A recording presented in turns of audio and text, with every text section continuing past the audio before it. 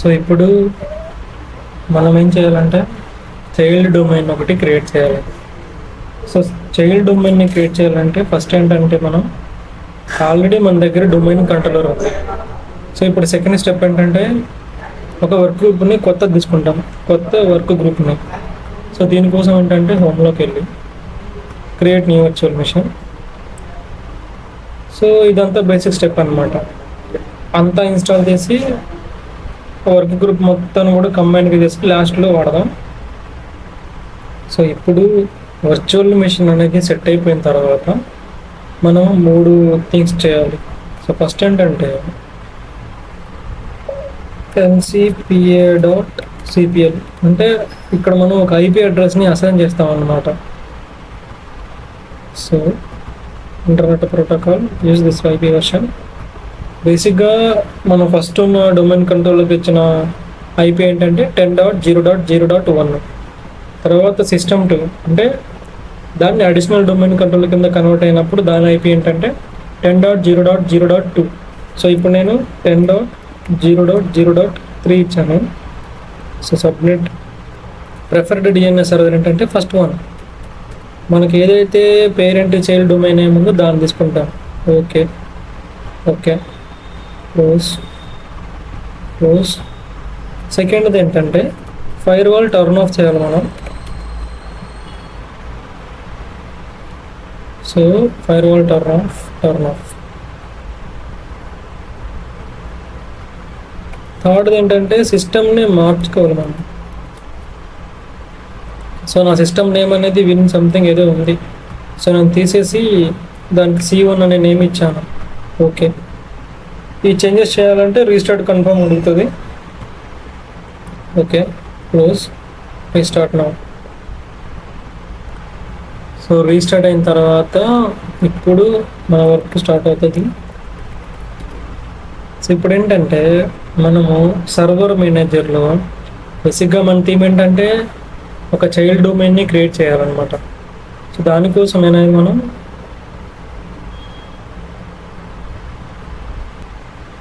So server మేనేజర్లో add ఫీచర్స్లో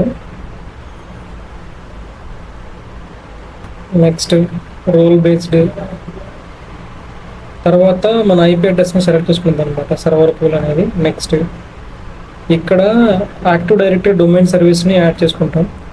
so DNS అనేది పెద్ద రిక్వైర్మెంటే కాదు, చైల్డ్ డొమైనే కాబట్టి తీసుకున్నాం, ప్రాబ్లం లేదు మనం.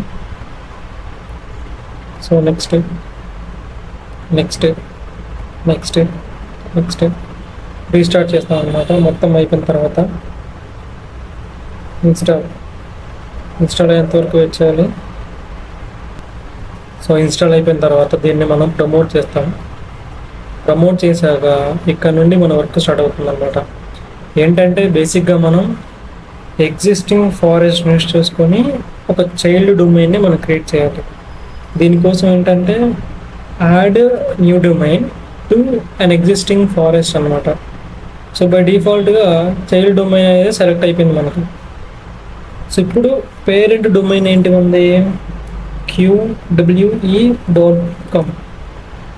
సో ఇప్పుడు మన న్యూ డొమైన్ నేమ్ ఏదైతే ఉందో అంటే చైల్డ్ డొమైన్, ఇక్కడ పూర్తిగా డొమైన్ ఇవ్వకూడదు. లైక్ microsoft.com అని ఉంటే మనం మైక్రోసాఫ్ట్ అని ఇవ్వాలి. సో నేను ASD అని పెట్టాను. సో ఇందులోకి వెళ్ళి మన పేరెంట్ యొక్క అడ్మినిస్ట్రేటర్ క్రెడెన్షియల్స్ ఇస్తాం. administrator@wqe.com password. So okay, so మనం ఎంటర్ చేస్తున్న అడ్మినిస్ట్రేటర్ ఓకే అయింది. నెక్స్ట్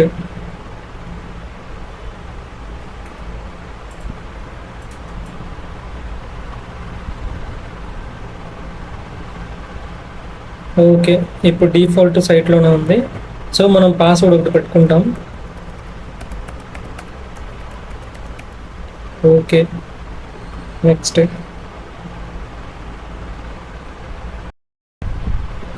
సో ఇక్కడ no need to change anything. Next ఇక్కడ మనం డొమైన్ నేమ్ అంటే చైల్డ్ డొమైన్ ఏమైతే ఇచ్చామో అది ఇక్కడ డిస్ప్లే అవుతుంది. సో మనం ఏఎస్డి ఇచ్చాం కాబట్టి ఏఎస్డి. సో నెక్స్ట్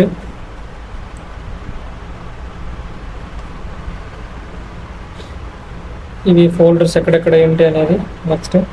సో ఫైనల్గా కాన్ఫిగరేషన్స్ నెక్స్ట్. సో ఇక్కడ మనం ఇన్స్టాల్ చేసేస్తాం పూర్తిగా.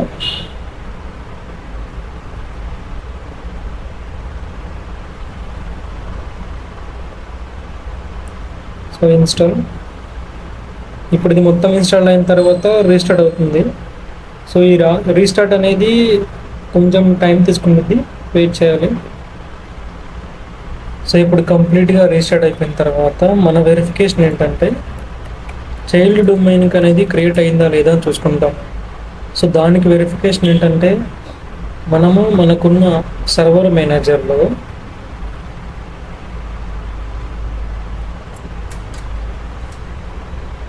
ఈ సర్వర్ మేనేజర్లో మనం లోకల్ సర్వీస్లోకి వెళ్తాం.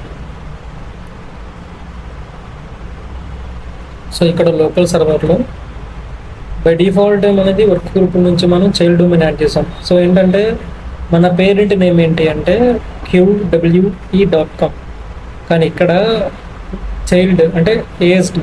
సో QWE.com అనేది చైల్డ్ నేమ్ అనమాట. సో ఇది కంప్లీట్గా చైల్డ్ డొమైన్ కింద కన్వర్ట్ అయిపోయింది. So this is the verification for creating a child domain.